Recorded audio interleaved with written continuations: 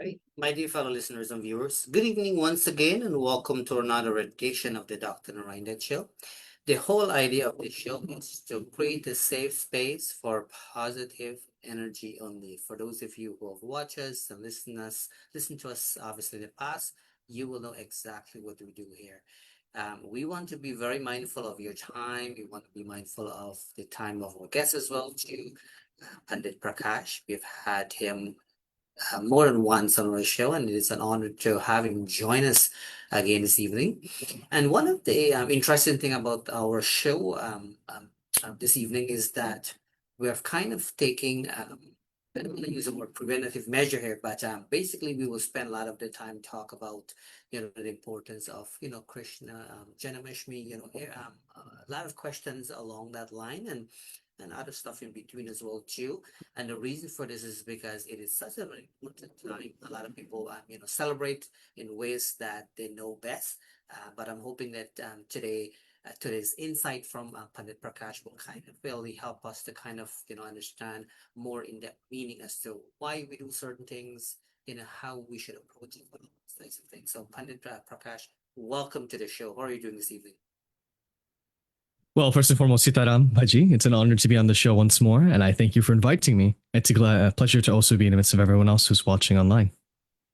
All right, so thank you so much for making the time. I know it's busy time, right? It's busy time for a lot of people. But before we get into the specific questions that I have for you for such an important occasion, Krishna Janamashmi, obviously that's happening next month. I want to quickly let folks know that you and I have met in person very recently here in Canada. It was a really good honor. What was your experience like meeting, for the first time in person? Yeah, go ahead. Well, first and foremost, it was an honor and privilege I had to actually meet you. I didn't even expect that when I went to Canada, I wouldn't have time to meet you, but it was pleasurable, to be fair and honest. And I'm glad that we had that experience together. We had to sit down. We went to even a Monday to close off. So it was a really great experience. I enjoyed my time with you. Awesome. All right. So, I mean, you're a young man, but you're full of knowledge, and we want to kind of, taking advantage is not the right word, but I'm hoping that you're not taking it the wrong way. So, as you know, Krishna Janmashtami, people celebrate, across the globe. As a young boy growing up, I really enjoy that aspect of it. I enjoy the aspect of staying late and celebrate up to midnight and so forth. But my very first question to you is, what is Krishna Janmashtami? That's the first question I would like for you, so that our listeners and viewers can understand what that is, and then we'll break it up so that listeners and viewers can kind of have a better understanding of all important pieces. But first, let's break it up and let people share with us what is Krishna Janmashtami in the first place. So I'm going to approach this by taking the big picture look first, right? Yeah, yeah. So starting from Ashadi Purnima, which is the Purnima of the month of Ashadha. In the Hindu calendar, we have 12 months, and Ashadha Purnima, which is the month of Ashadh, that's full moon day, marks a period of time that we know as Chaturmas. Chatur meaning 4, Mas meaning months. So for 4 months, you have constant worship of Bhagavan in one way or one form. In many ways, in many forms, in fact. For example, the first month after Ashadha is Shravan. The entirety of Shravan, which we are in right now, is dedicated to Bhagavan Shankar. Because throughout the entirety of Shravan, it's actually meant to commemorate when Bhagavan Shiva had taken the halahal vish during the churning of the ocean, and he stored it in his throat. At that time, he became overcome by a very intense heat. As such, the Devtas and Asuras had to constantly offer water to Mahadev, day in and day out. And that entire month became known as Shravan. So this period of time is actually very auspicious to do puja to Mahadev.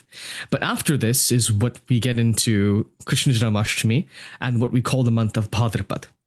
Bhadrapad, or every single month in the Hindu calendar, has 2 halves. You have Krishna Paksh and Shukla Paksh. Krishna Paksh meaning the darker half, that is from full moon to new moon. And Shukla Paksh is from new moon to full moon.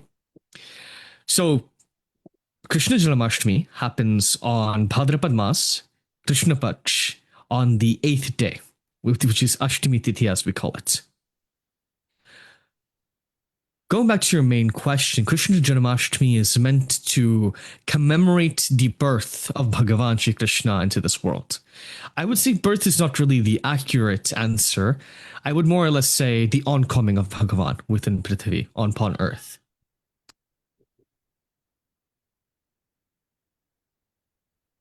Anything else you want to add there, or just keep it there?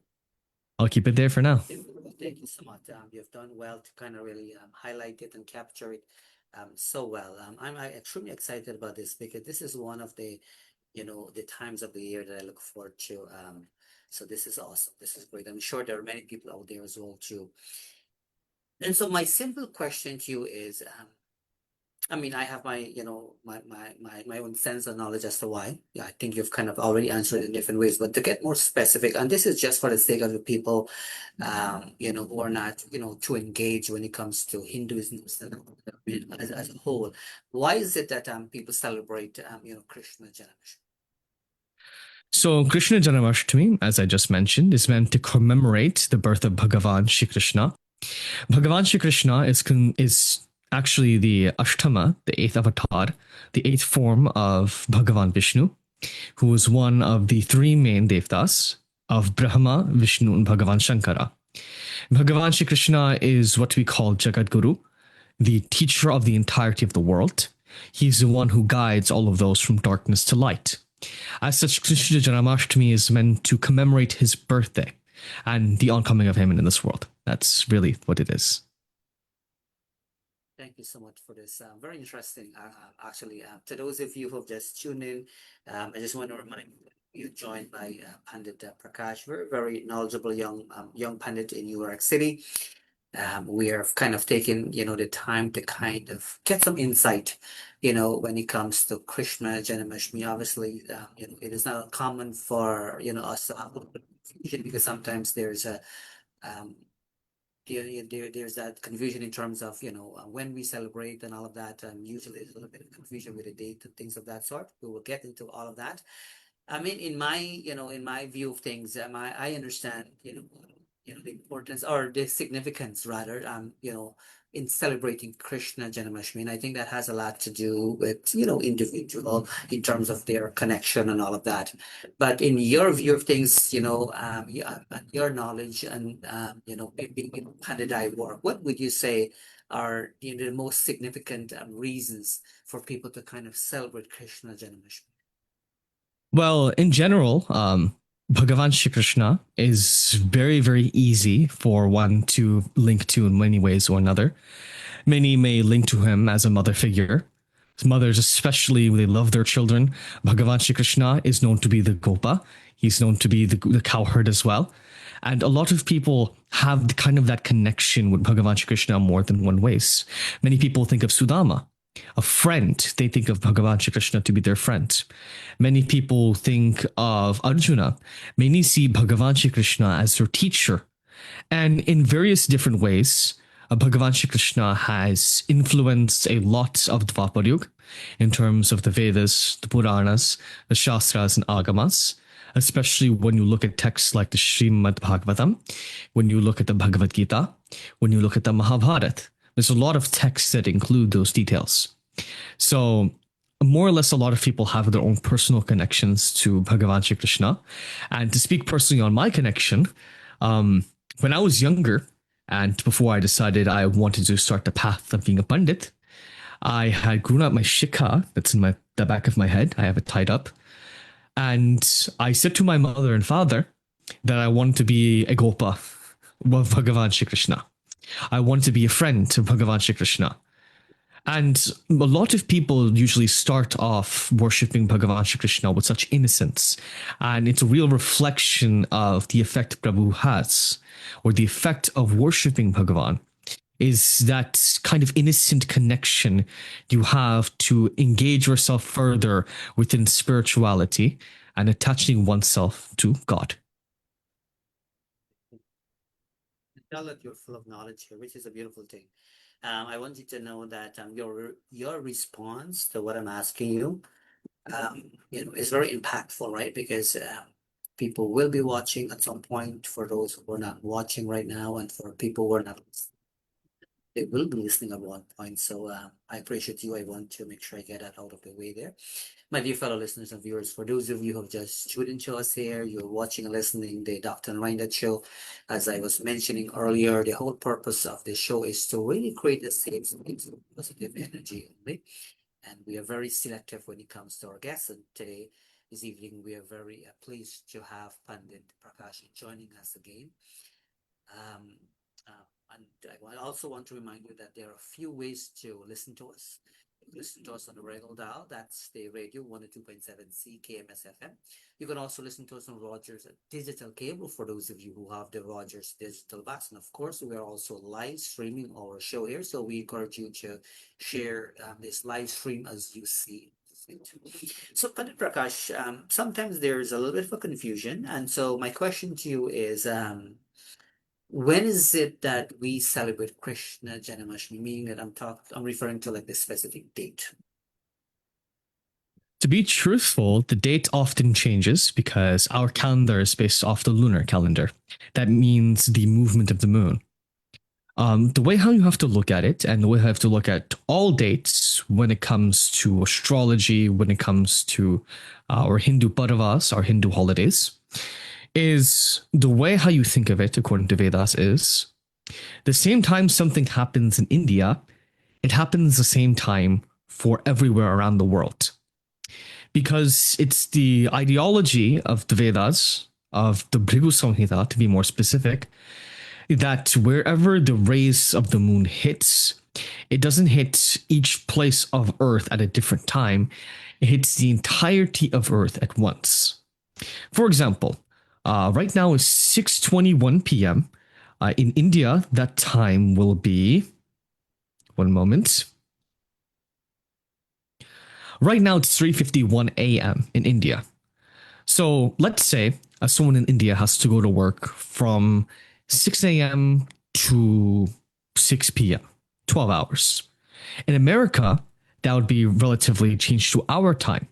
Similarly, whatever happens in India at their time happens in America at almost the same time in relativity. But we view it as a day in advance because or a day less, because India's time is more advanced than our time. So to be more clear on the question, Krishna Janmashtami always happens on the Ashtami Tithi of Bhadrapad Mas, Krishna Paksh, 8th day of the dark half of the month of Bhadrapad. But it's very key that you have the nakshatra as well, which is the star. Bhagavan Shri Krishna was born under one of the 27 nakshatras, one of the 27 stars that many individuals were born from. We call them by name. Actually, there's a shloka I remembered for them. Ashwini, Bharani Sheva, Kritika, Rohini Mriga, Ardra, Purna Vasu, Pusha, Tatoshli, Maghasata, Purva Phalguniga, Tasmat, Uttara Phalgunigatata, Hat Sachatra Tataswati, Vishakha Taranantaram, Anuradha Tato Jeshtha Tato Mulam Nigadyate, Purva Shadho Tashara Shadha Abhijit Shravanasata, Dhanishta Satara Rakyam Purva Bhadrapada Tatha Uttara Bhadrapada Sheva Revatyetani Bhanija. 27 nakshatras, 27 stars. Bhagavan Shri Krishna was born under Rohini Nakshatra. So if you take a look at the calendar, the time in which Rohini Nakshatra coincides with that single date, the 8th day of the dark half of Bhadrapad, that day is actually most likely to be August 15th, that evening into August 16th, the morning. And primarily the time in which we celebrate Shri Krishna Janmashtami is midnight, or rather in the middle of the night. Now, midnight can also change as well, as we all know. Midnight is not necessarily 12 a.m. If you take a look at the Srimad Bhagavatam, it says middle of the night. So therefore, in order to get the actual middle of the night, you have to calculate the time from the sunset of the 15th to the sunrise of the 16th. Then you would have to divide that into 4 quarters. It is also another belief of Hindu astrology that the days and nights have 4 prahars each. So the 4 nightly prahars in the middle of the transition between the second to third Prahad is when Bhagavan Shri Krishna was born. That is exactly the middle of night. So, generally speaking, this year it is on August 15th, closer toward midnight, into the morning of the 16th, really early morning. Thank you so much for that, and thank you for providing the date as well too. I was kind of doing a little bit of research as well too, and that's what the research shows. So you're giving me some good stuff here. This is awesome. Um, and so this is not a tricky question per se. This is more for the people, right? The people who are listening, watching, or whatnot, or will be listening or watching at some point. So generally speaking, people will go to the temple and and kind of celebrate it there, and probably, if they have any, let's say, some people, like, let's say if they have like a birthday thing going on, they, some people end up doing their own thing at home with the priest coming there with family members and so forth. So generally speaking, like where do, people celebrate Jana? So most people usually celebrate Krishna Janmashtami at mandirs. Of course, mandirs are usually always open for the night of Shri Krishna Janmashtami. If not, some people may choose, some bhaktas, correction, some devotees may choose to have it in their own homes as well. Either or, it really doesn't matter because you're at least worshipping Bhagavan on that day. Normally, when people celebrate Shri Krishna Janmashtami, they celebrate it by doing puja to Bhagavan Shri Krishna. They do puja to all of the Devdas and Devis. They worship them. And when it comes to the actual time of midnight, when midnight approaches or the middle of the night, usually the people of the mandir, they will gather together and they will have Shri Krishna on a palki. They will have him on a swing. That's the English version, I'm remembering. And they will rock him back and forth. And rocking him back and forth, they're basically cradling Bhagavan Shri Krishna, trying to lull him to sleep. And that is the significance of when Bhagavan Shri Krishna is coming into the world. That's normally what, most West Indian temples do. But if you look at all Indian temples, most of them, what they will do, especially on Krishna Janmashtami, is when it comes to the actual time of the middle of the night, they'll do Maha Aarti to Bhagavan Shri Krishna. So Maha Aarti is not just Aarti with a diya, but it's Aarti that's on another level. I don't know if you've watched perhaps when the ISKCON do their Aarti, or when Bhaktas of the Bharat Sevashram Sangha do their Aarti to Guru Maharaj.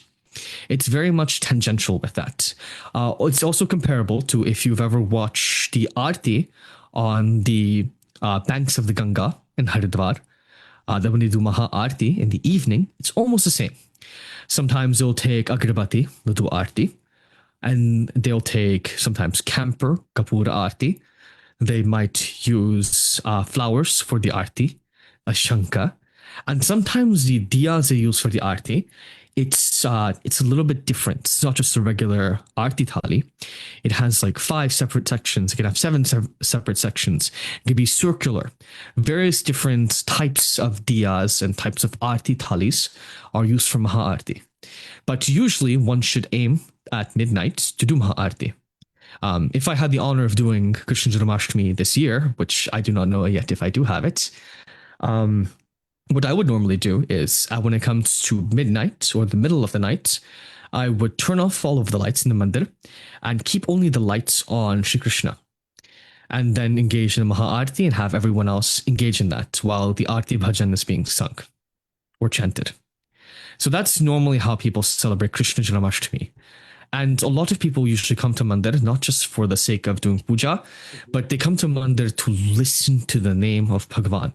To chant his name. We say Shravanam Kirtanam Vishnum, to listen and chant the name of Bhagavan. A lot of bhaktas come to mandir to sing their bhajans, to engage in bhakti of Bhagavan, and that really is what matters the most. Fantastic. Thank you so much for this. I hope that you have the opportunity to kind of do this ceremony, by the way. Hopefully it works out well that way. So, yeah. Now, as you said, you're not sure. Yes. So I had a few more questions for you, but you kind of nicely respond, and you kind of already answered some of the questions that I had in mind. But I also wanted to ask you, what is the significance of fasting during sort of a important time? So, wow, that's actually a very nice question. Fasting is important in general for a lot of reasons.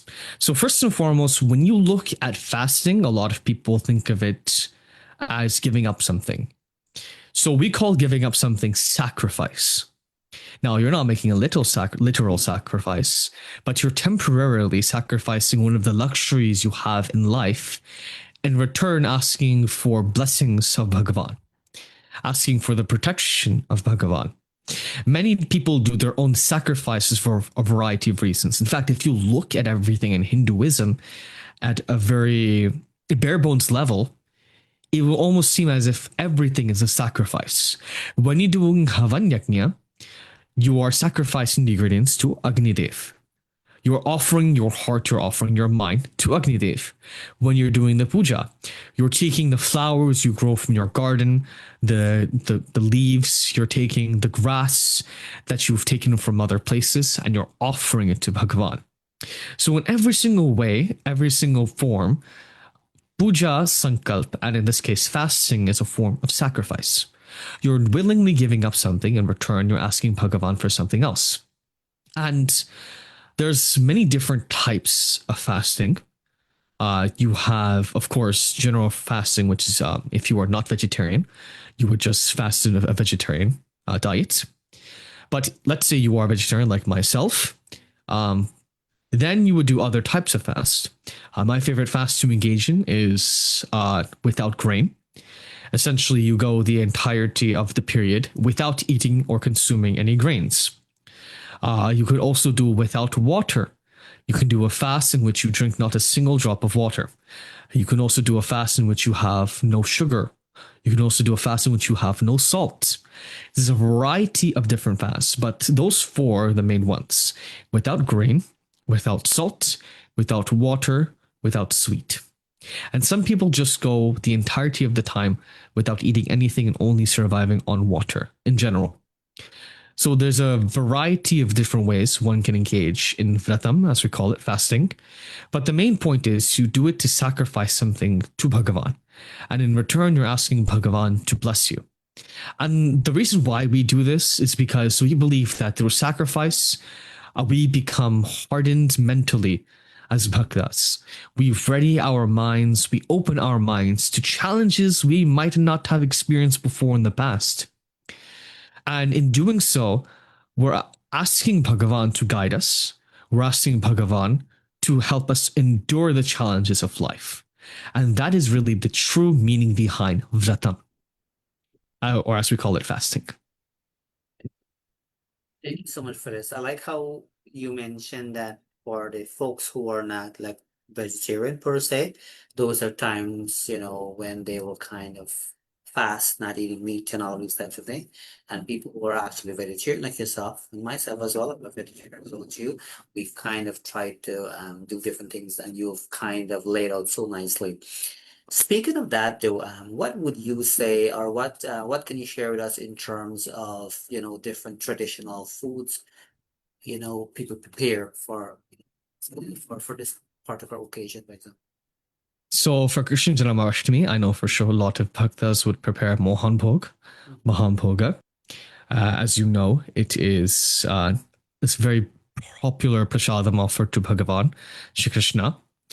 Aside from Mohan Bhog, some bhaktas may prepare kheer, or sweet rice as we call it in the West Indies. If you want a recipe for kheer, my personal favorite, and the one according to the Vedas and Puranas, it's called charu. Charu has 4 ingredients. That is rice, milk, ghee, and honey. Now, of course, you can't expect to make it purely like this, but you can also add some other ingredients like gur or jaggery to make a more paste version of kheer, a more pure version of kheer. And a lot of people actually don't know the secret of adding ghee within their sweet rice. But sweet rice is also another thing that's offered to Bhagavan Shri Krishna on Krishna Janmashtami. I know for sure in Bharat, some bhaktas may even themselves make makhan and offer it to Bhagavan Shri Krishna. That is churned butter. They will take the milk and they'll take the sticks and they'll keep churning it and churning it and churning it until they get a buttery substance and offer it to Bhagavan Shri Krishna. Of course, one can offer a variety of other things to Bhagavan, any sort of fruit, any sort of sweet, anything that they desire, and that is appropriate. Anyone may offer it. Thank you so much. This is just a personal question here. Um, is there any, and this is based on your knowledge, obviously, is there any benefits, whether it be spiritual, referred to as like spiritual benefit, I guess, in using like cow milk at all? Like, do you drink cow milk? Well, personally, I do like cow milk. It is much more pure. I mean, I'm not going to get very You political know, and very activist on you, but some corporations might use certain practices and aren't necessarily the best in terms of pasteurizing their cows and taking care of them. I'm not going to give you recommendations on milk brands. Feel free to look that up on your own. But generally, using cow milk is the best, directly from the source. That is. yeah. So that's good to know. So I have discontinued, and this is just a side note. I discontinued using cow milk. I use different milk right now, but I have to dig into that a little bit more. But we'll leave that for another time. Um, Before we continue, though, I just want to give hello to a few people here. I'm not able to see everybody. Obviously, we have people listening to us at radio as well. We cannot see anybody there, but do know we appreciate each and every one of you. I want to give a special hello to John from Queens, living in New York, by the way. Thank you so much, John. I hope you're doing well. He's out and about, but he's still watching and listening to us, which is awesome. Our guests, I know our guest is Prakash. I also have a close friend of mine, Prakash, not Prakash, watching locally in Cambridge. Thank you so much. A very, very good gentleman. Very community minded, a man with a big heart, I appreciate you. I appreciate all of you. I want to give special to Ken Ramprasad as well too. We have a lot of New York people. Maybe because you're from New York, right? Perhaps. Thanks, Ken, for taking a sneak peek. Ken is not a Hindu, but Ken is just a man with a big heart and a special man. And also using this time as an opportunity to kind of, pay some gratitude to some good people as well too.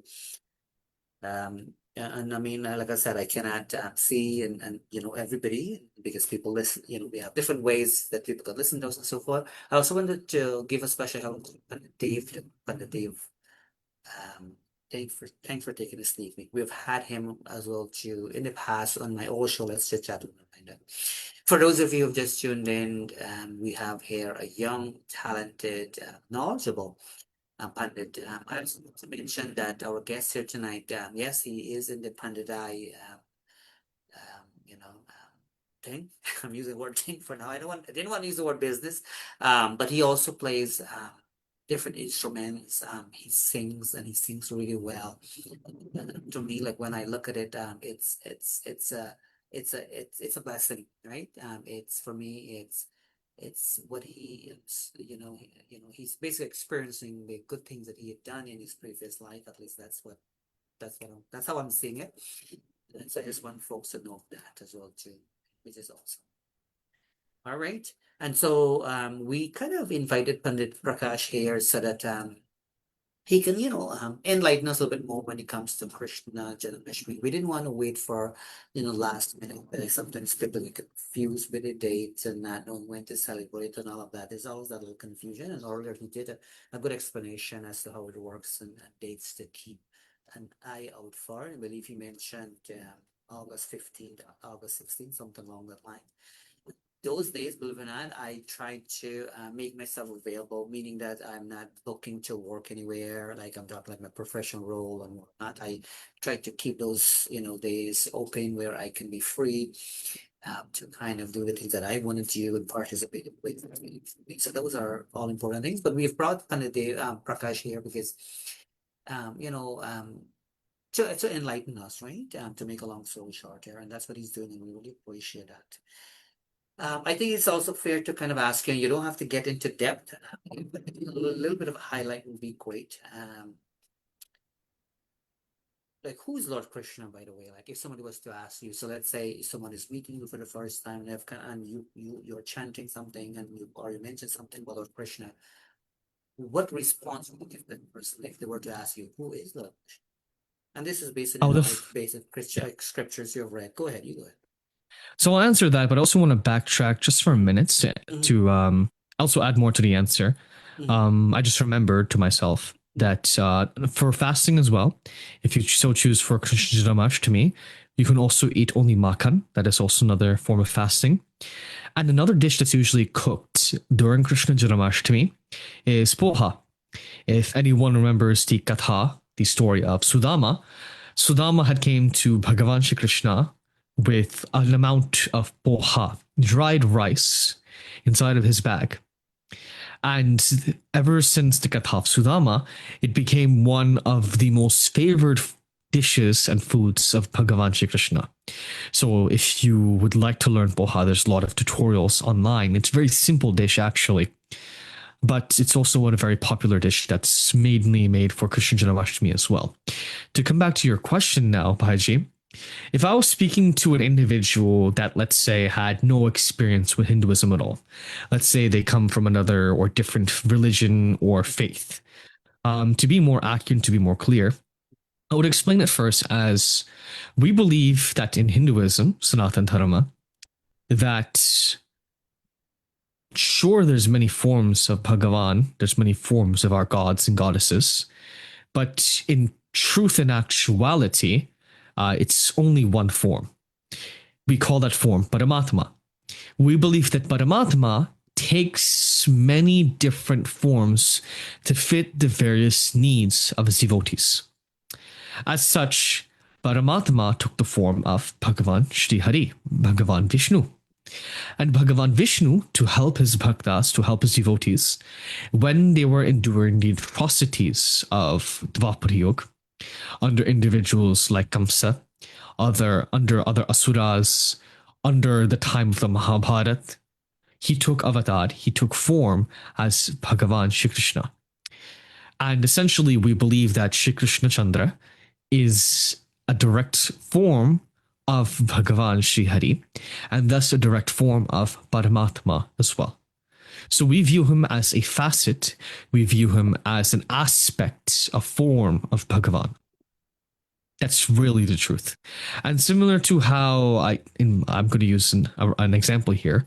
mhm. Um, in Christianity, they believe in God in whichever way or form or facet, and they have the Son of God. Similarly, God can take many different forms in our religion of Sanatan Dharma. As such, we believe that God has taken the form as Shri Krishna Chandra. So that is our personal belief. And Shri Krishna Chandra came upon earth and he did what he had to do in accordance to the needs of the people at the time. And as such, he's earned many names. He's known by many titles, but most knowingly, we know him as Jagat Guru, the one who guides those who are in darkness to that which is light, the one who teaches people, the one who uplifts people, the one who helps those who are in need. And it's also direct response to the needs of our day and age. Because, in the age of Kali Yuga, even Shri Krishna states that a lot of the sense of dharma, a lot of sense of charity, compassion, the need for humanitaries will be lost. And only by remembering Bhagavan Shri Krishna and what he's done for the people of Dvapara Yuga are we reminded of our common duty as human beings to spend our time towards the humanitaries, as time spent to helping others, to uplifting others, to making a real impact in the world. And that is how I view Bhagavan Shri Krishna as well. Thank you so much for that. And so this question is very broad. My next question to you is very broad, which is not necessarily a bad thing. And so, what are some of the teachings of Lord Krishna you would like to share with us? That is our listeners or viewers and so forth. So that when we wrap things up here today, you know, they have something to kind of really take a little bit forward, or maybe that's going to motivate them to kind of go and actually open up that Bhagavad Gita and read, or kind of look for it online and so forth. What are some of the teachings? I know this is a broad question, but feel free to kind of at least highlight some of the things that resonate with you, some of the pieces that you kind of always share as you go and you do pujas out there. Well, I would say the one thing I resonate the most in regards to Bhagavan Shri Krishna is the Bhagavad Gita. The Bhagavad Gita is one of my favorite texts.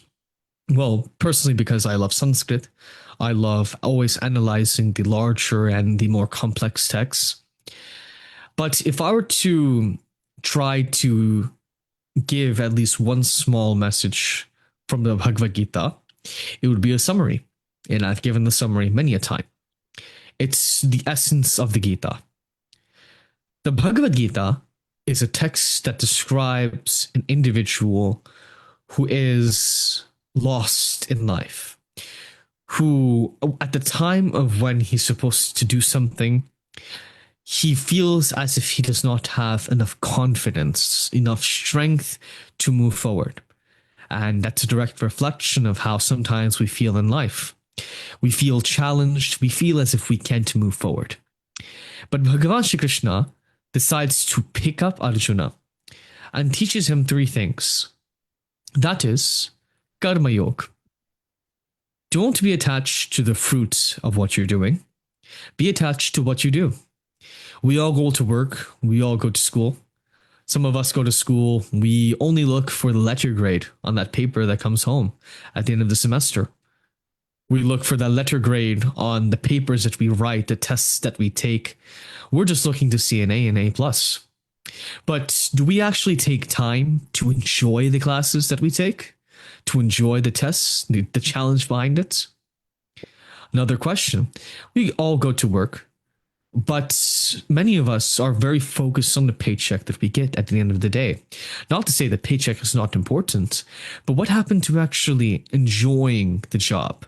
Finding the good in the job that we do. Whatever you do, put your mind wholeheartedly towards it, and don't worry about, the fruit of it. Worry about just doing it. Enjoy what you do. Karma Yoga. Bhakti Yoga is devoting oneself to your work. If you're a doctor, devote yourself wholeheartedly to helping your patients, to being the best doctor you can be. If you're a scientist, if you're a computer engineer, you'll put your entire mind, your entire soul into making the next form of technology that will be used out there to help human society in more than one ways. Similarly, whatever you do, be devoted towards it. And finally, that there's Jnana Yoga, which is knowledge-based work. Jnana Yoga basically reflects that whatever we do, we should have faith in what we're doing. We should know what we're doing. And when it comes to doing something that's important, we shouldn't become scared or afraid when the challenges come knocking on our door. Instead, we should rise to the challenges. We should aspire to rise up and to do what we're supposed to do. Because when we focus on what there is to be done, there really is no fear to be had. When we focus wholeheartedly on the joy that comes from doing what we do, there's nothing to really fear from what we're doing. And that's the essence of the Bhagavad Gita. Focus on what you're doing. Be devoted in it. Know what you're doing and have faith in Bhagavan as you do it. It's also a common belief of the Bhagavad Gita that whatever you do, however you do it, consider it an offering to Bhagavan. We all become very burdened sometimes by everything that we do every single day. We feel as if life can be burdening. There's a weight on our shoulders. But remembering the Bhagavad Gita and the teachings of Bhagavan Shri Krishna, if you ever feel as if there is a weight on your shoulders, liberate that weight. And you will do so by making everything an offering to Bhagavan. Bhagavan is the one who takes the weight of this world. And as such, if you ever want to liberate yourself from any worries, take the name of God. really simply, that's one of the biggest messages of the Bhagavad Gita. And that's a message that I personally love the most in regards to the Bhagavad Gita as well. Thank you so much. I really appreciate you taking the time to kind of give us a little, highlight there of the teachings from the Bhagavad Gita. I mean, one thing I can share in terms of my own personal experience, and I do encourage people to do it. If people just grab that Bhagavad Gita and just start to read it, you'll be amazed to know how it stimulates a lot of things. Your thinking, you start to think differently and whatnot. And it's a beautiful thing, and that's one of the reasons I always make mine. Um, I try to have it accessible, is what I'm trying to say here, you know what I mean? And they are written in different languages and whatnot, as you know. And they're easier now, right? They're easier now to kind of have a copy of, is what I'm trying to say. In fact, there was a place not far from where I live. They're basically distributing it for free. Because it's important, right? So try their best to make it accessible and so forth, but obviously a lot of things are online and so forth.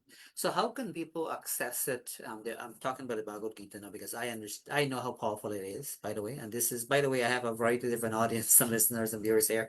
And what I do is I'll always diverse and inclusive and so forth. So next week, or I can have reggae artists, on the show here. So I do things a little bit different. But in terms of the Bhagavad Gita itself, um, are you aware of any site and whatnot where people can kind of have access to it at all? If you don't, that's Well, okay. But no, yeah, no, of course, there's a lot of them. Off the top of my head, I actually do know there's a website called bhagavadgita.org. I believe that's the exact name. If you look through it, it gives each and every single shloka with its meaning as well. The meaning is actually very good. So I would, if you really want to start off with the Gita, you can start from there.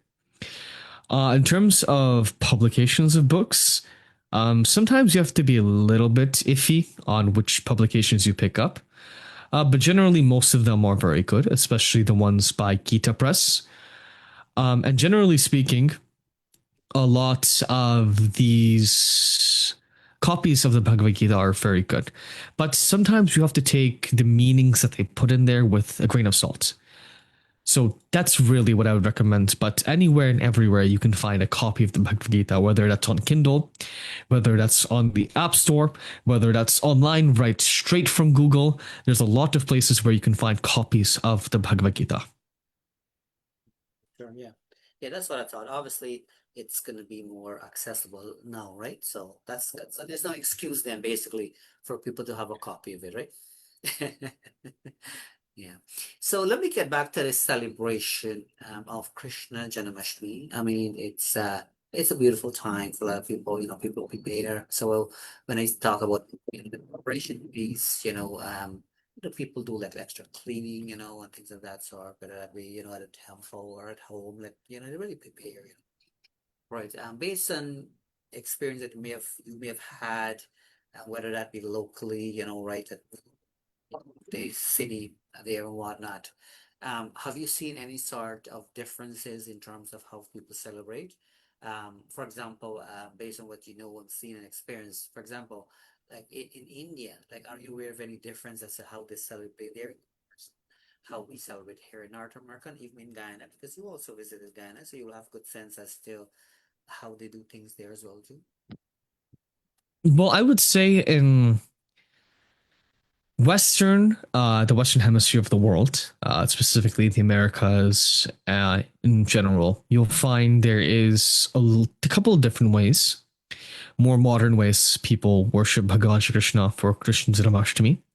As I mentioned, they usually go up until midnight. They'll do the swinging of the rocking of the cradle, and sometimes they'll do Maha-Arti. But of course, in our homeland of India, there is a lot of other ways that they'll do it. Sometimes they'll have like the Rath Yatra.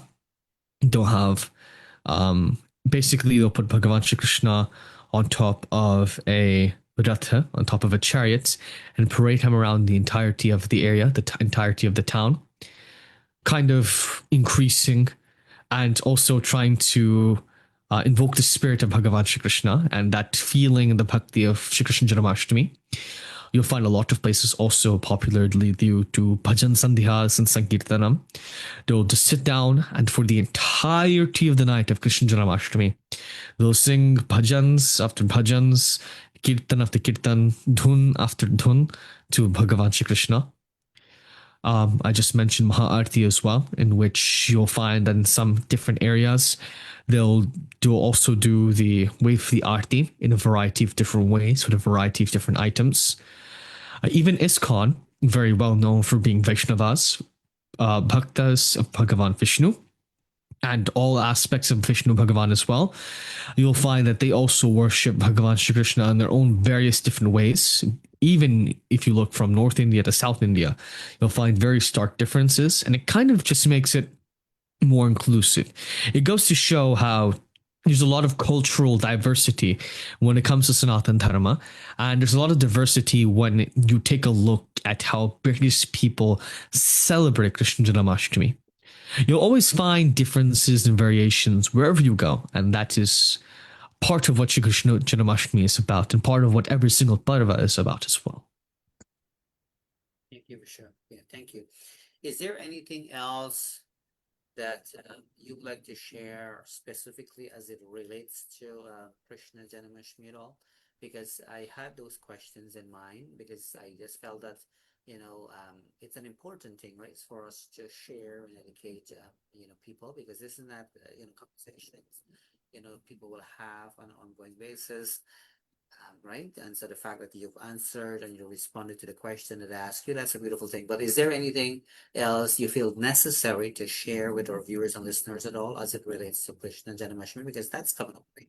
That's coming up Of in a course, month from there's a now. lot of other things. Yeah.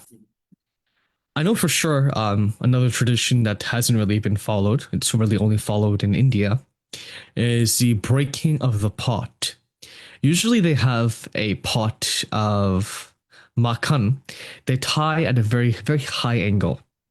And if you'll take a look in India, or if you ever watch the Indian soap operas, or even, let's say, any movies, you'll see that event where they kind of gather together and they stand upon one another and they try to reach and break that matka. They try and break that clay pot of makhan. So that's another very popular thing that's done during Krishna Janmashtami. But personally, any other recommendations? Of course, I would recommend praying to Bhagavan Shri Krishna in any and every way that you can possible. Whether that's by singing his glories, chanting his bhajans. There's also mantras you can chant as well.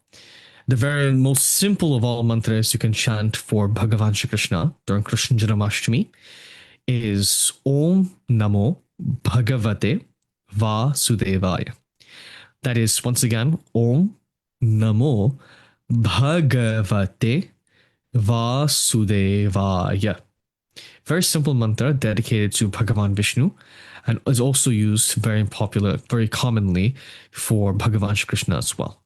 And of course, there's some Mahamantra as well. Hare Rama, Rama Rama, Hare Hare. Hare Krishna, Krishna Krishna, Hare Hare. Many bhaktas would also chant a lot of other things. For example, they might chant Krishna Rakshasotram. They'll chant a lot of other things dedicated to Bhagavan Shri Krishna. But it's very important that whatever we do, we just put our minds and our hearts into really worshipping Bhagavan Shri Krishna for Krishna Janmashtami. And that's my personal recommendation to everyone who, of course, follows Sanatan Dharma as well. Really put your time into worshipping Bhagavan. Spend your time and enjoy it well. I always keep thinking to myself, especially whenever I go to, on a kind of minor tone, whenever I go to like funerals and wakes, you think about people who have passed, not knowing when was the last time they celebrated Krishna Janmashtami. When was the last time they celebrated Navaratri? When was the last time they really enjoyed worshipping Bhagavan? And it really goes to show that life on this earth can be very short in one way or another. And there should be no wasting of time. I mean, we should all spend our time, do what you love, put your heart into it. Don't take any shortcuts, just put your heart into it, especially in terms of Krishna Janmashtami. Put your heart there and you'll enjoy it. That's all I have to say on that matter. Thank you so much. I really appreciate it. And so, I mean, you are really good in what you do. I do watch, you do go live when you are performing, different, places and whatnot, which is excellent. How can people reach you, in terms of, let's say they want you to do, a puja, they want you to do, a few day reading and things of that sort. What's the best way for people to reach out to you, get a hold of you? Well, of course, Facebook and Messenger are the two biggest ways. My name on Facebook, you'll find it as well, is Prakaash Latchminarine. In fact, I think I also share the live video as well. So if you'd like to check me out on Facebook, I always post all of my gathas, all of my pujas, everything I normally do. I usually post it on Facebook, so you can take a look there as well. And also, I've been recently working on a YouTube channel in the background. Whenever it's finished, that will also get updated. So you'll also be able to start watching me on YouTube sometime in the future as well. And also, you can also reach out to me, of course, through direct messages on Messenger. My Messenger direct messages are always open. Just try not to spam me too much, and I'll be able to respond to you in time. That's awesome. That's great. And so there's one comment, somebody made a comment here. Can't promise saying that it's nice to see. It is nice to see, young pundit wanting to take on, young people wanting to take on this panditile role, right? Because it's a lot of sacrifice. We talk a little bit about that in your previous time being on this show here and so forth.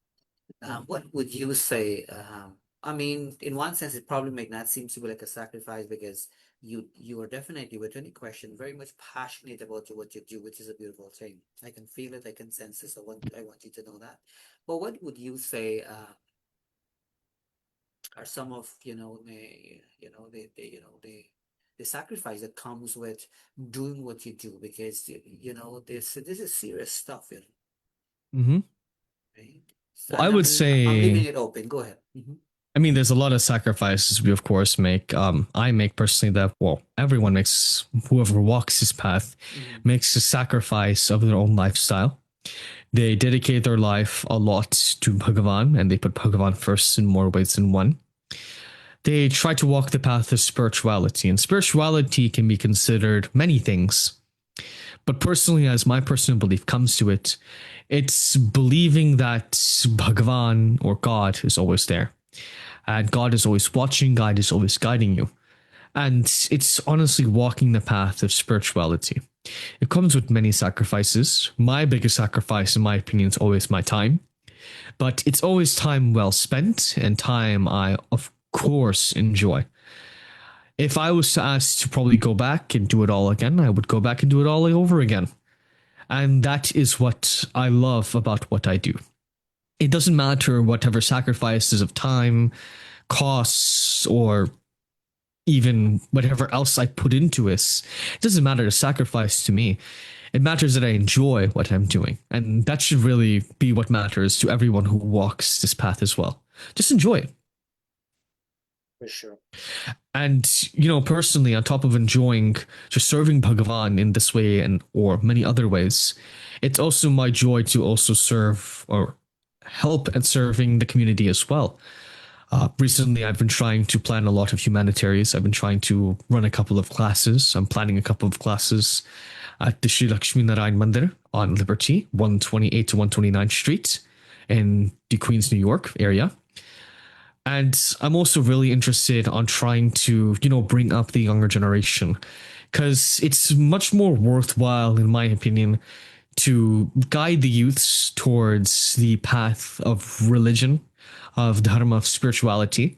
Because if you live your life with even the smallest sliver of spirituality, it's very easy to live life very successfully. Those who live their lives with Bhagavan by their side, there's nothing else to worry about. And that's my personal opinion as well. And that's what I really aim to do as a young Pandit who is also growing as well. By the way, thank you for doing what you do. It's a very it's a very special thing. I could tell you that. I mean, I know what I'm talking about because at the age of 14, I was doing what you're doing. you know, and I've kind of came to the realization that, and this is just me, by the way, so it's so important to have people like yourself. I come to the realization that you know, and I think I share this with you. Like I see God in every, in every person and all of that, and I'm kind of, I'm happy where I'm at. But I always get excited when I see people, taking on this and whatnot, which is such a beautiful thing, which is awesome. What would you say are some of the good things that it has done for you so far? Being in Panadai, because for me, even though I was in it, for a short time, it has done so much for me. And I think if I didn't have that opportunity that I'm trying to go that path, I may have lost it from really, really great opportunity. And you are in it right now and you are continuously trying to grow. What would you say or are willing to share with us, the listeners and viewers of some of the good things that it has done for you? Meaning that if you were, anything related to Pandita, you may have not experienced all of those beautiful things. And sometimes it's really hard for you to explain because sometimes you really have to feel it and experience it, Troy. Yes, yes, I do believe that as well. Feeling and experiencing it is much more better. But really, in my personal opinion, I think it's really affected my discipline, the way how I think, and as well as my motivations as well, being and walking on this path. Sometimes whenever I look at peers who are my age, they struggle with a lot of other things. They struggle with a lot of burdens. And even though I suffer or I struggle with the same things, I don't let it get to my mind, because that's the kind of spiritual discipline I have learned walking this path. And walking this path, aside from giving a lot of spiritual discipline, it gives me access to a lot of knowledge that I use, on a day to day basis, spiritually, to help myself overcome the every single day challenges. There's always going to be, as I always say with the Gatha of Jatayu, a lot of Ravans out there that are going to want to clip your wings in one way or another. There's going to be a lot of serpents that are going to spew their poison at you. There's always going to be a lot of twisted tongues that are going to speak ill of you. But it's my personal belief that if you have spiritual discipline and, you do the right things, if you have that belief, if you have that confidence in God, I really think nothing will ever touch you ever. In fact, it's not even a matter of thinking. I think it's a matter of knowing. I know absolutely that nothing will touch you if you do the right thing. And I think that's what really is the benefit of walking a path like this. It's the spiritual discipline, aside from all the other joys I have from, participating in puja, participating in yajnas, participating in katha, participating in satsang, and doing a lot of other things. But personally, for me in my own life, it's my discipline. And the discipline I've received from learning about the Vedas, the Puranas, the Shastras, the Itihasas that really has impacted me the most. Because normally, what one would take years of reading philosophy to understand, it only took me a couple of years reading the Vedas and Puranas to understand. And that's really the impact of it all. And that's what I love the most. Thank you for sharing that with us. I do know, like, I really appreciate that. Before I ask you anything else, I want to give a special hello to another Dave here, Pandit Dave Chetram. This is a different Pandit, by the way.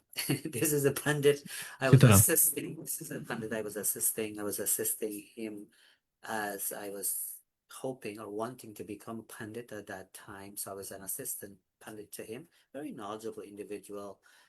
He's been doing the Pandit thing for a long, long time, and him and I were very close, obviously, because of us attended temples and whatnot in our earlier years and things of that sort. So I hope you're doing well, Pandit.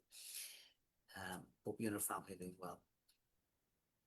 Um, yes, it's another Dave here, actually. It's another Dave, a friend of mine from back home. Love when I say Dave. Dave, I guess I have to use the last name here as well. But anyways, yeah. So that is great. I mean, you've kind of mentioned something very interesting about you, and I like how you put it. You put it in a very nice way. But the reality is, when you're young, anybody when they're young, when they're, you know, I mean, they're obviously lots to learn, but there will be challenges too, because obviously we have, senior pundits, for example. This is a safe space, by the way, so we're not putting anybody down here, but I'm trying to make a point here, who have been doing this thing for a long time, like Pandit Dave, for example, who I learned from. He's been doing it for like over 30 something years, right? To put 40. So lots of knowledge, or at least their way of doing things. It's probably a little bit different than the newer generation now. And you talk about that a little bit when you were responding to kind of different questions and so forth. As a young pundit, I mean, what would you say without really, we're not attacking anybody here, but generally speaking, what would you say are some of the challenges for you doing what you do, right? Because there are lots of young other pundits there as well too. And it can be hard, right, in different ways because we have our own opinions, or we have people in circle, or we whatever the case may be. What are some of the Yeah, challenges yeah. for you? Yeah, go ahead. I mean, well, yeah, there's of course a lot of challenges. I mean, with every single age and every single difference in time, there's always going to be new issues that arise. Perhaps the same issues that Pandit Dev Ji had growing up are not going to be the same issues that I have walking this path of Sanatan Dharma. This is the modern age. So the younger generation experience their own issues in a multitude of ways. I mean, some younger individuals might fall or succumb to the temptations of Kali Yuga, to a lot of negativities out there. Some individuals might get very enraptured by a lot of criticism that they receive. Growing up and being a young pundit, being a young person, it's very common for you to receive a lot of criticism. I mean, some of it can be very good. Honestly, I've received a lot of good criticism over the years that have helped me grow as personally as a pundit. But sometimes not every single piece of criticism is the best well-wished ones. Sometimes there might be a lot of poisonous words thrown around here and there. And it's having that mental resolution and having that grounding, I would say, to kind of tune out all of those negativities that matter the most. It's really important that as a young pundit, or as a young individual in general, you focus on trying to be the best version of yourself as possible. You try to hone yourself. And know that in trying to hone yourself, you're going to be striked a lot of times. When a blacksmith forges a sword, he has to keep striking the hot iron over and over and over again. But we can't be like glass and allow ourselves to shatter. We have to be as hot, we have to be as hard, we have to be as iron willed as that piece of iron. And we have to allow ourselves to be forged by the challenges we endure. And that's really what matters the most in general for any young person. You're always going to receive criticism, you're always going to receive some sort of negative remarks. You're always going to be denied opportunities after opportunity. But always know when one door closes, another door will always open. When one opportunity closes, another opportunity will arise. And it's important that we take that initiative as young individuals who have time, who have space, who have everything they might need to progress forward. It's really important that you use the time that you have, use the experience you have to really do more, to really hone yourself into being a well-tempered blade that won't weather through the rust of the world.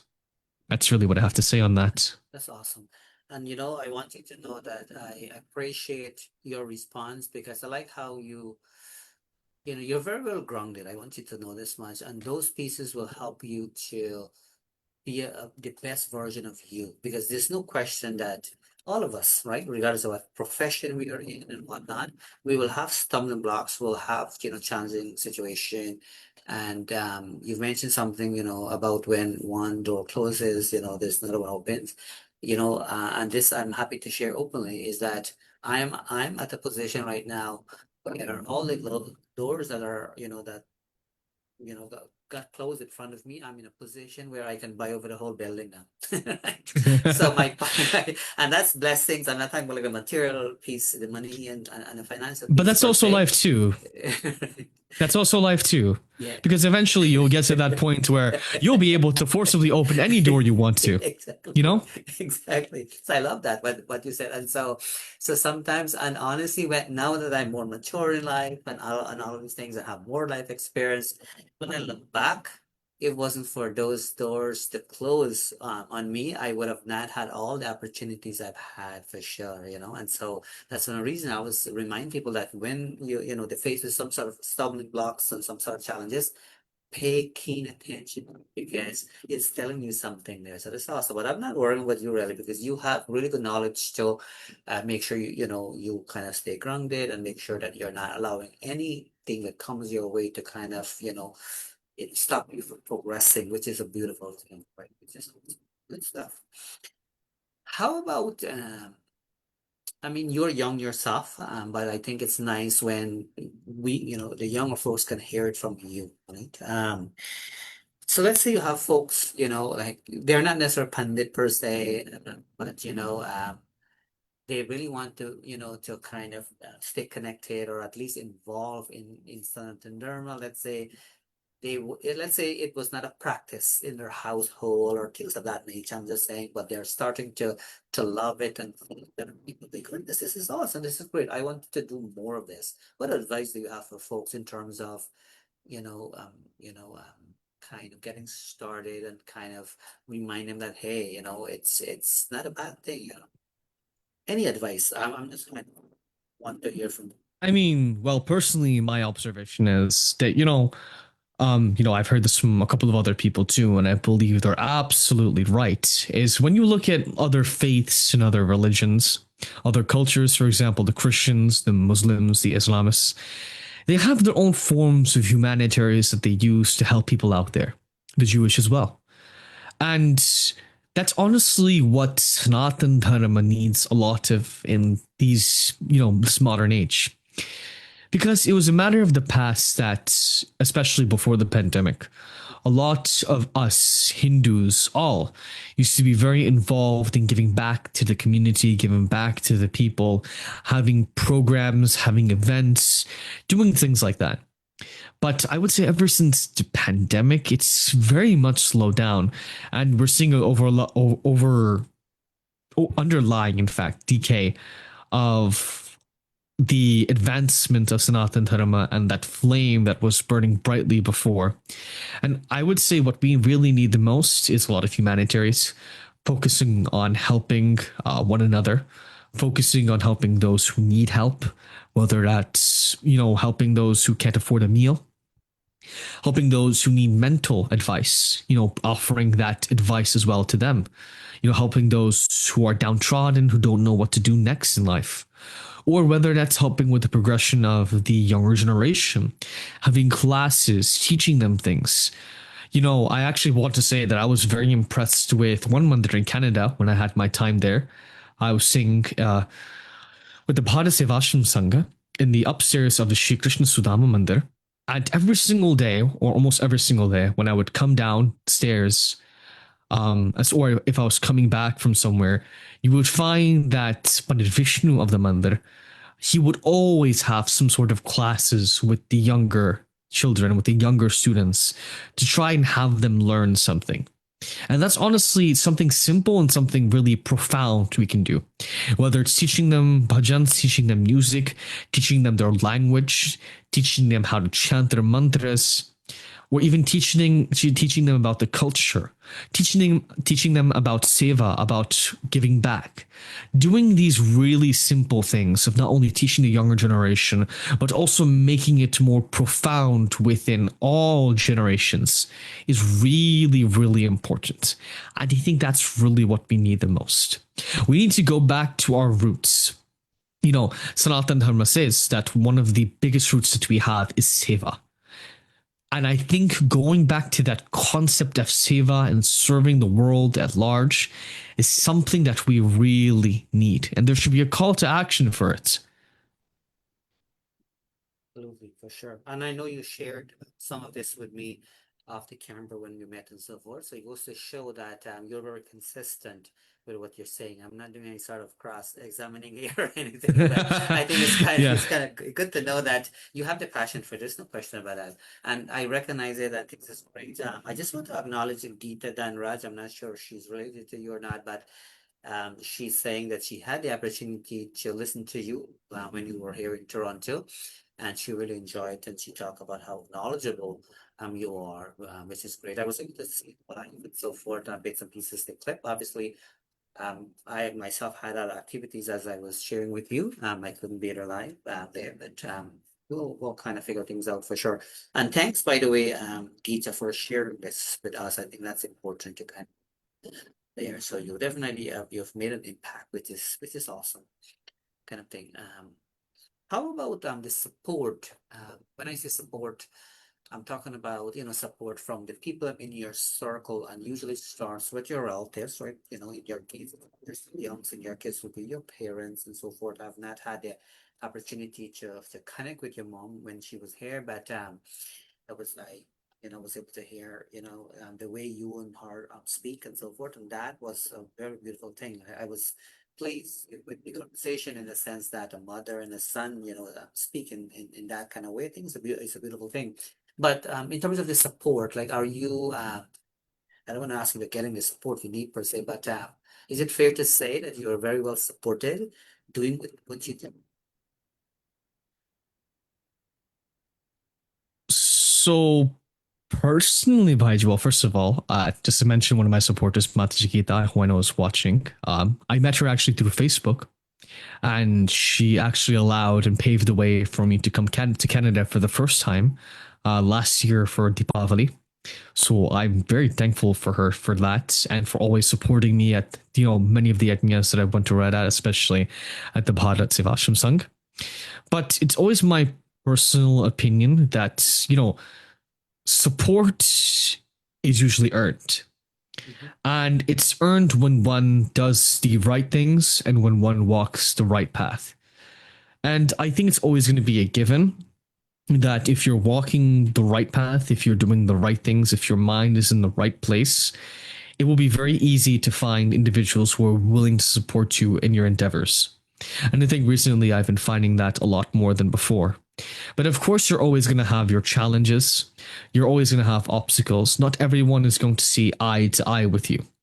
Similar to how I view Seva as a way of giving back to humanity, many others might not share, the same sentiments.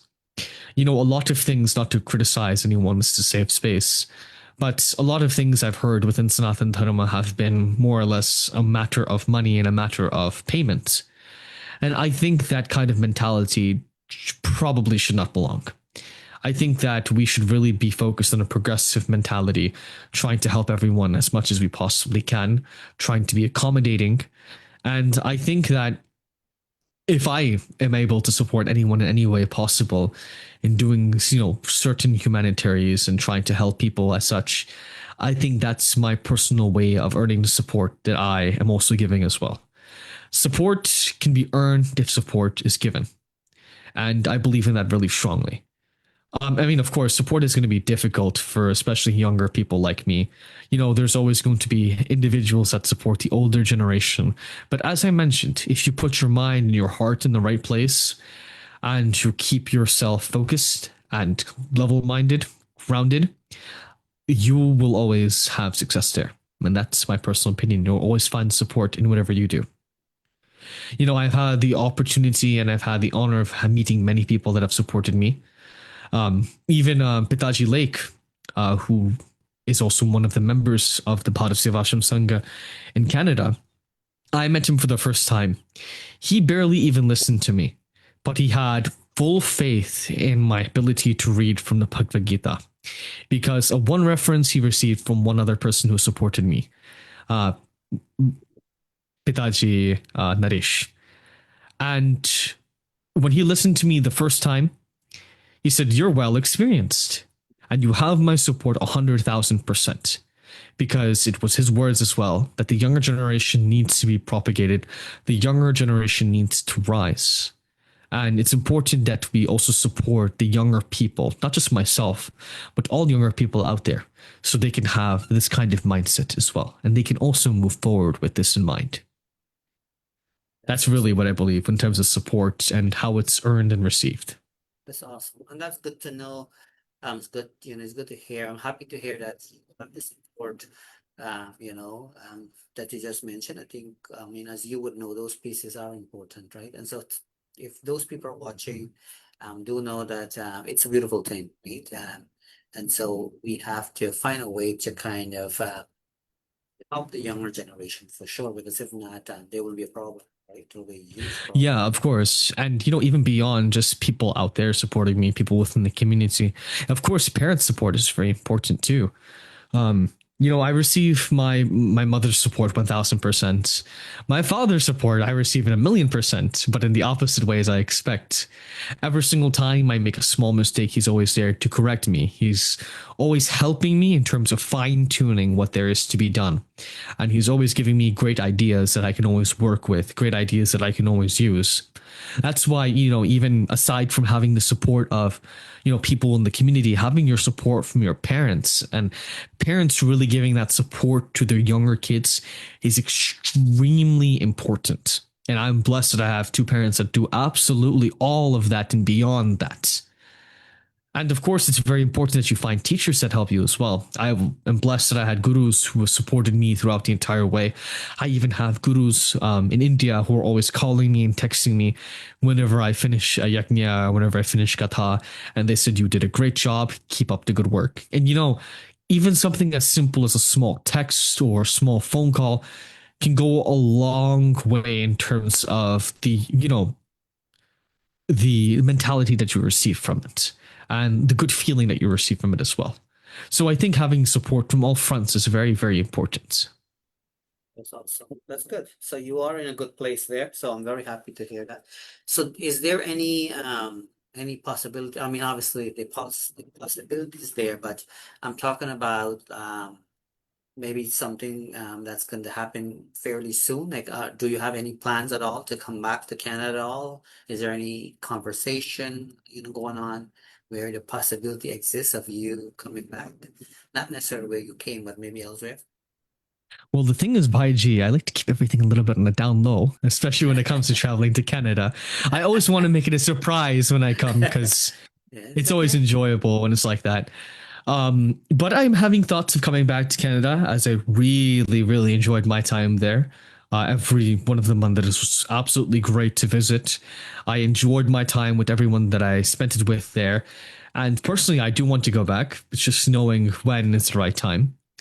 But of course, I'm a senior now in college. It's a little bit busy, going around doing a lot of different things.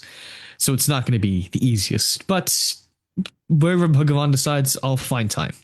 Absolutely. It's as Bhagavan wills. Yeah. For sure. And speaking along that line in terms of your schooling and whatnot, obviously you are wrapping things up there, but what would you say, or what are some of the things you do, or how do you balance rather, your your academic piece, because you're still in school, right? So it takes a lot of time there, and kind of doing what you love and doing what you're very much passionate about, which is the Pandit piece. How do you balance it? Well, mentally, I always keep in my mind that unless it's some special parva, some special event, it's always the weeks I'll save specifically for school. The weekends is specifically for giving back to the community. That's how I always, have the mentality. 3 days I have off, spend it in between either or. And it very much well complements one another when you can spend time in spirituality and time in your studies as well.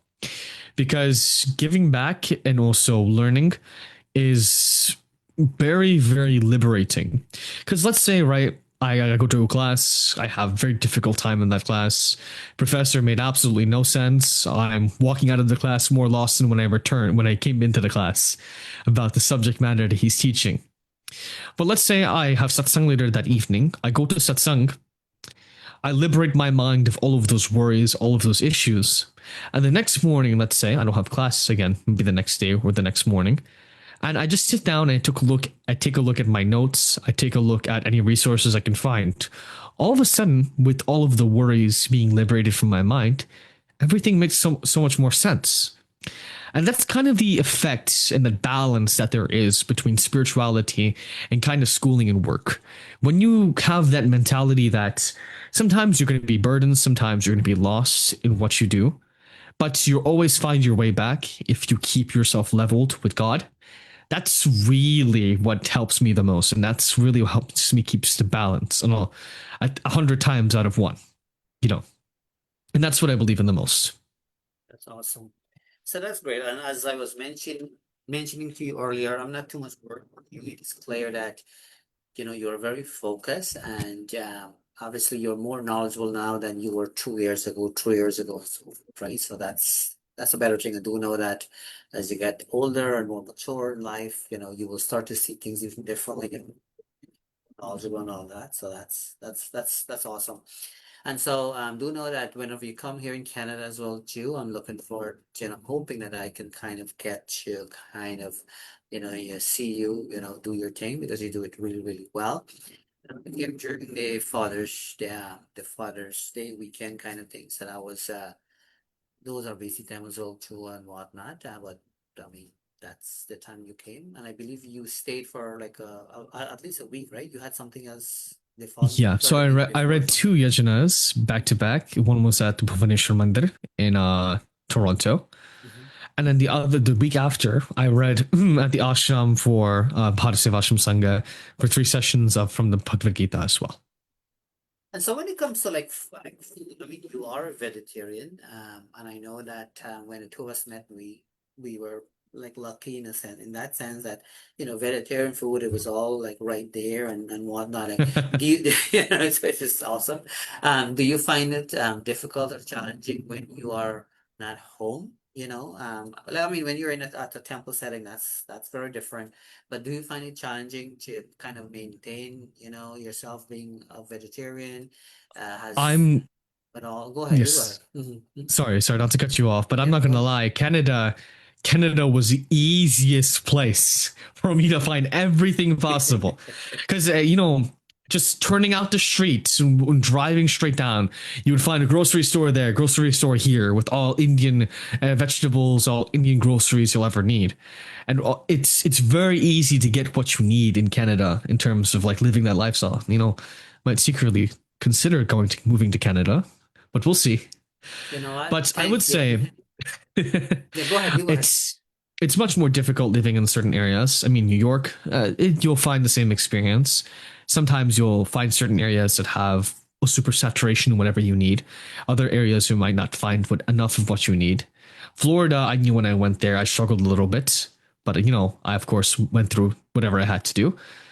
But Canada was really easy to find everything that I always needed in terms of groceries, in terms of anything that I needed, even to get things for puja. It was really easy to just find them at the store, the right stores.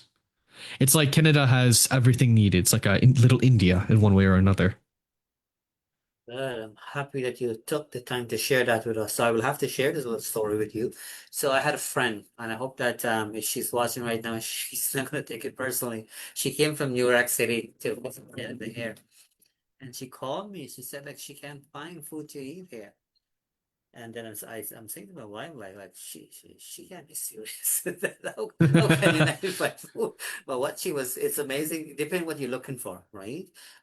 So she basically was looking for a guy who sells chicken fried rice or something along that line.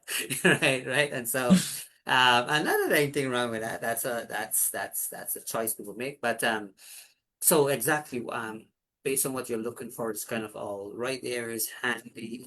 So I'm glad that your experience here was a beautiful one in terms of access to, to things that you need, especially food, right? Because that can be a pain sometimes. Even the Western, places, they're trying to incorporate it and so forth to make things more accessible and to kind of compete with other businesses as well to kind of provide these type of food, to people. When I talk about this kind of food, obviously I'm referring to the vegetarian food and so forth. So that's good news. Um, I want to talk about your other talent though. I know we talk enough about the Pandita. I know you've done a really good job to kind of highlight and kind of respond to the questions I ask you in relation to Krishna Janamashmi. You really put light to some of the things people probably never thought of and all of that, which is awesome. But I also want to talk a little bit about your other talent that goes nicely, with your Pandadai, responsibilities, so to speak. You also sing, you play music and all of that. Share with us, even though you may have shared bits and pieces in the past when you were here, we may have different audience here.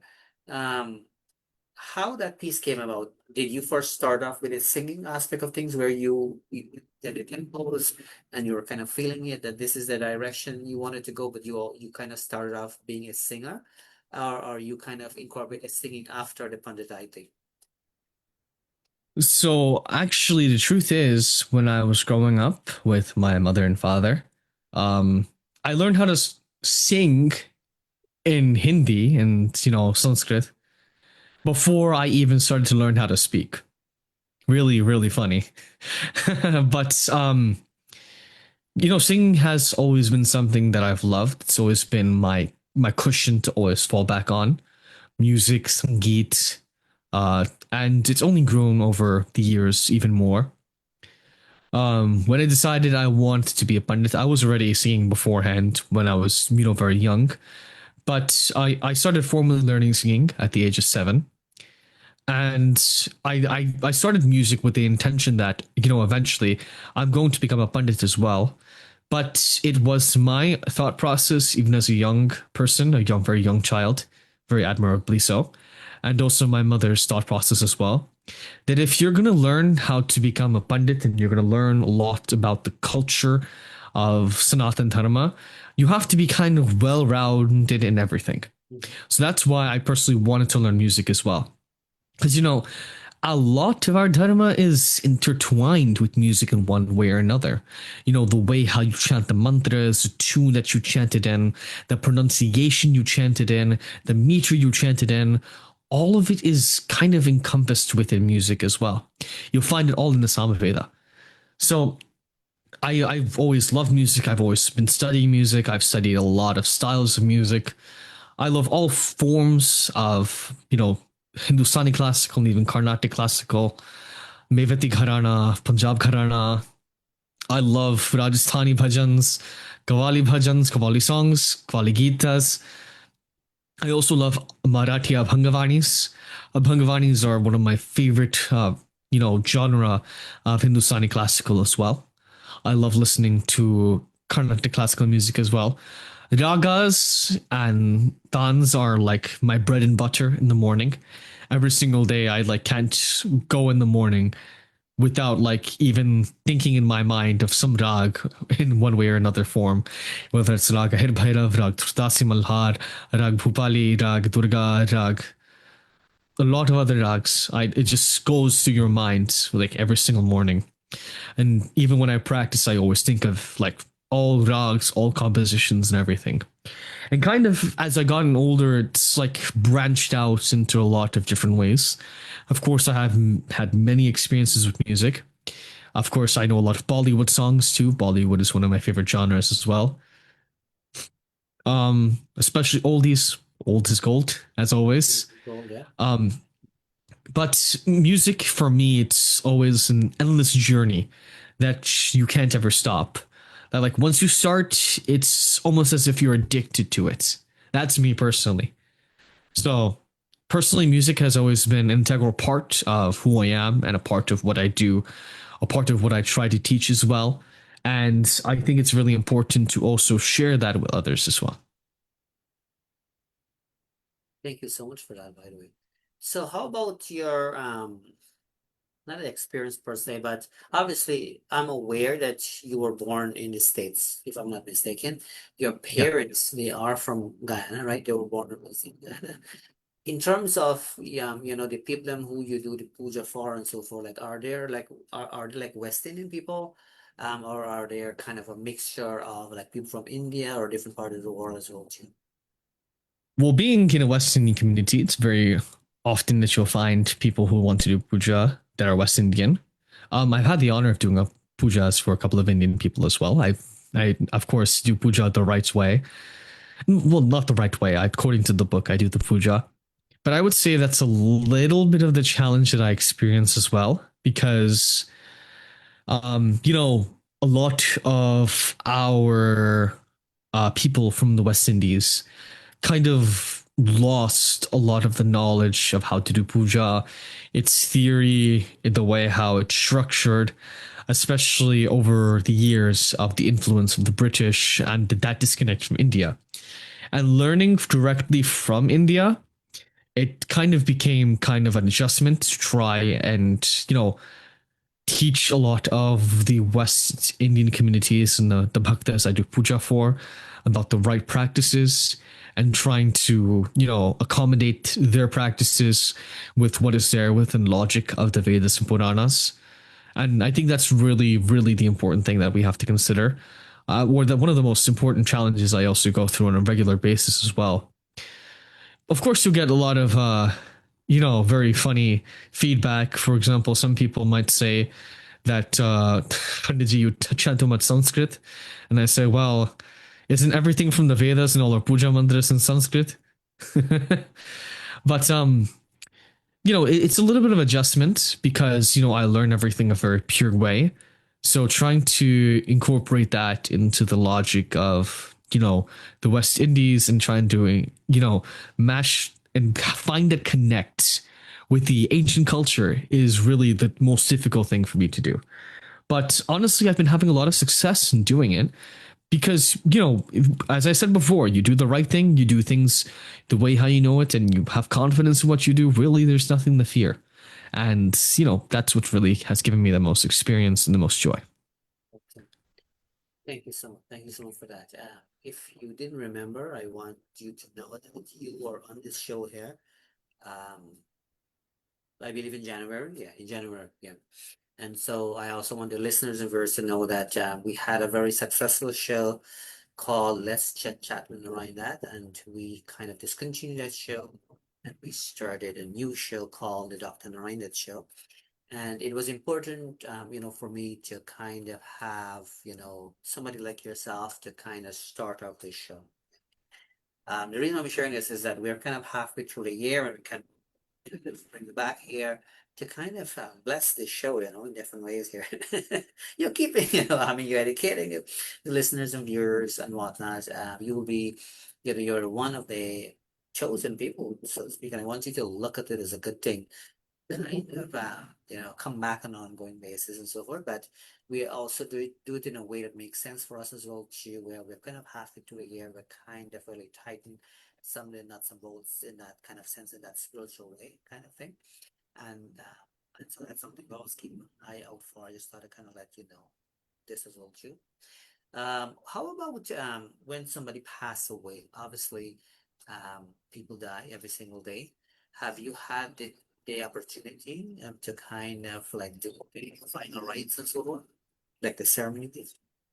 So, as I mentioned before, I go directly with what the book says. But personally, as my parents, by Bhagavan's grace, are still alive in this world and they continue to be alive, it is logic of the Vedas and Puranas that, theoretically speaking, I would not be legally allowed to do Antyeshti Samskar without starting a family on my own. So I don't do any sort of Antyeshti Samskar. I don't do final rites. I am there to witness them in more ways than another. I've witnessed many Antyeshti Samskars, and a lot of the funeral related rites. I know how to do them myself as well, including for Panchak Nakshatra Shanti as well. But personally, I don't do them because I know for sure that based off my own learnings and the teachings of my gurus, I am not eligible to do it at this stage in life. And I know it will come later on in life, but I really don't do Antyeshti Samskar yet. Thank you so much for that. Thank you so much for that. So we will have to find you a girl then. Oh, no. I'm not ready for that yet. No. Thank you, by the way. Honestly, well, like I said, I mean, nobody knows it all, and we brought you in the show for a purpose, and thank you for responding to that question as well too. And this is maybe not a question for you to kind of respond to now, but something to kind of think of as well too, because this will be my next question based on the because that's a new learning for me. And so let's say, and there are people out there who, they kind of give up all the material things, and even like things like marriage, and they choose not to get married because, they just want to focus, highly, into what they're doing. And, this is their chance now to just focus going to Bhagawan, for example, after death, so to speak. How about people who have made that decision to go that path Does that mean that they will never be able to do the final rites while they are on earth here? I mean, you don't necessarily have to answer now per se, but I'm saying here that something like somebody like myself will want to know that kind of thing. Yeah. So that's a question I have. You can respond Sorry, if you but want let me re-ask this in like the question in a better way. to. Um, are you saying that, like, for example, if someone was to take on like the orange cloth, or like someone were to become a swami or a sannyas, would they be eligible to still do it, or are you implying something else? Like generally speaking, let's just use you as an example right now. So let's say you are continuing doing what you're doing, but you don't, as you get going with life, you don't feel the need to or want to or not interested. So kind of you get into like, you have kids and all of these types of things. So I guess that's what I meant. Not necessarily get to become a swami per se and whatnot. Oh, I Um, see what you mean. yeah. Okay, yeah. So from that perspective, like, let's say, well, even got to, this is like a Yeah. very much so a topic for Pitri Paksh, which I hope we'll be able to cover in the future. But even Garuda Puran states that, like, let's say an individual doesn't have any descendants. Normally speaking, a relative should be able to do it. A brother, the son of a brother, the son of a brother-in-law, etc., etc. And even individuals within the community are able to do it. Someone who can be considered the leader of the village, someone who can be considered a king, someone who's very much a politician. And there's a lot of options as per who can do an individual's Antishti Samskar if they don't have any descendants, which happens in some cases. Yeah, thank you. I think, yeah, you've done well to kind of respond. I was just kind of only asking for curiosity and kind of, Yeah, yeah. broad my knowledge in that sense as well. So, right. So yeah. So thank you for that, for sure. So listen, I want you to know that we appreciate you joining us. You obviously took time off your busy schedule to be with us, but you've kind of really hammered out some important pieces. When it comes to Krishna Janamashmi, that was our kind of main focus for this evening, and you've done justice to it, and I'm forever grateful. Do know that your responses to the questions obviously will have a great impact. People probably will have better clarification on certain things and so forth. Which is great. I want you to kind of know that. We will wrap it up in a couple minutes here, but I want to kind of give you an opportunity. Any last minute thing that you would like to share, but have not the opportunity to do it, you can do that. Obviously, we'll bring you back. Okay, when time permits for yourself, and we can fit you in.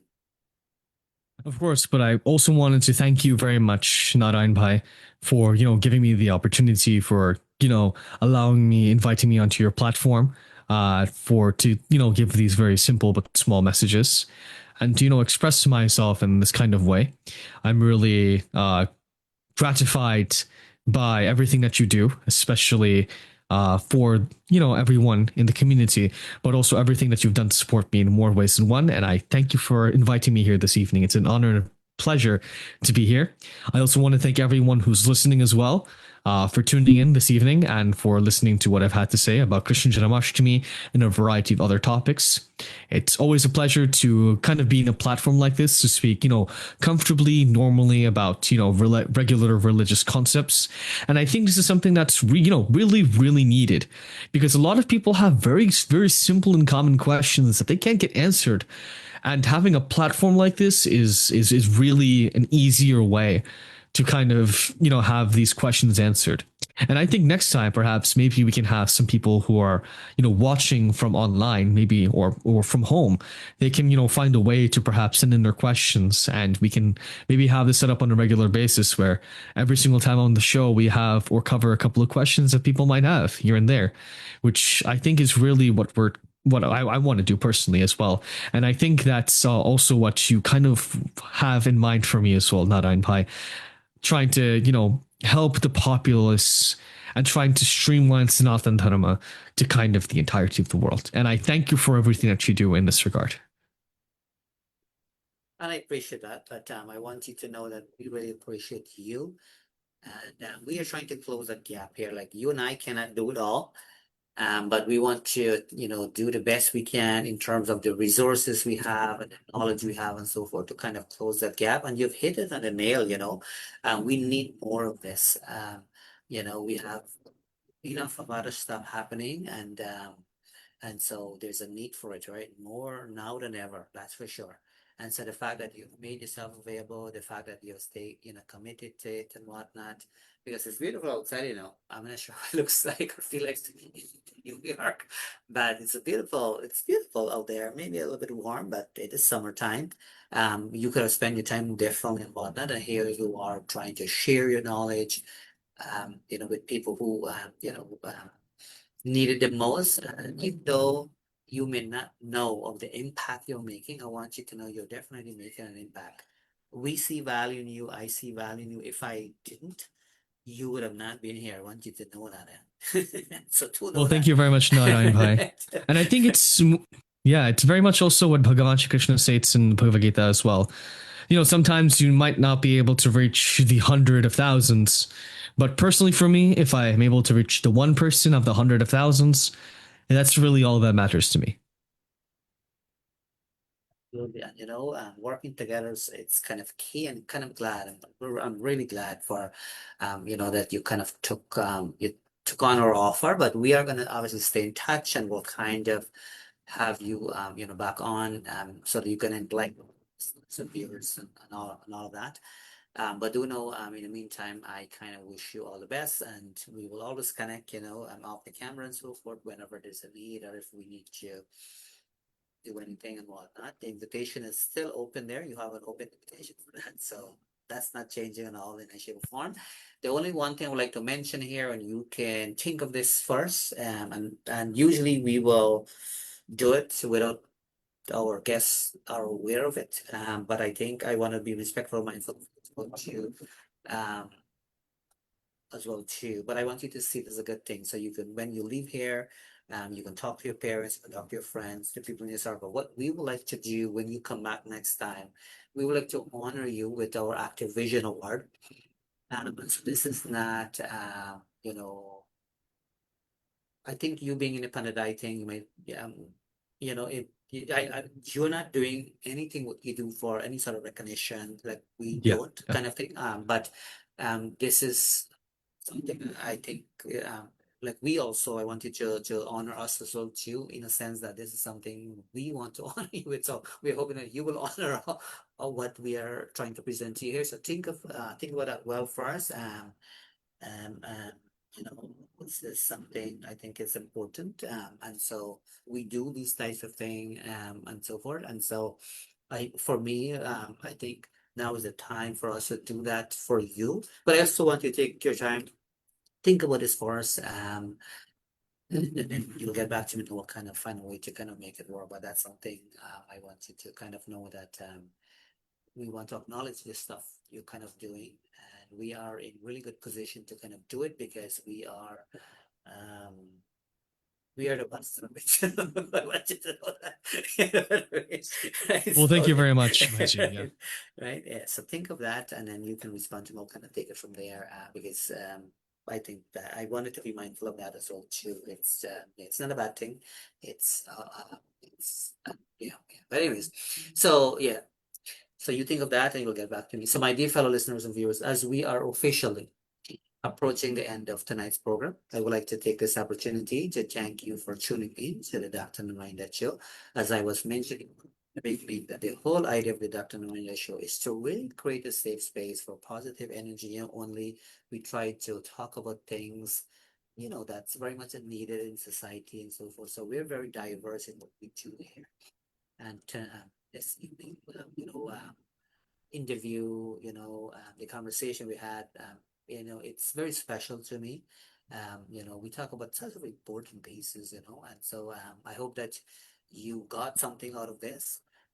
But do remember that we are here live usually, on Sundays starting at 6 p.m. Eastern time. So on behalf of myself and our very special guest, very talented, brilliant young man, Pandit Prakaash, both of us would like to join together. Wish you a great today and even better tomorrow. We'll talk to you soon. Jai Sitaram.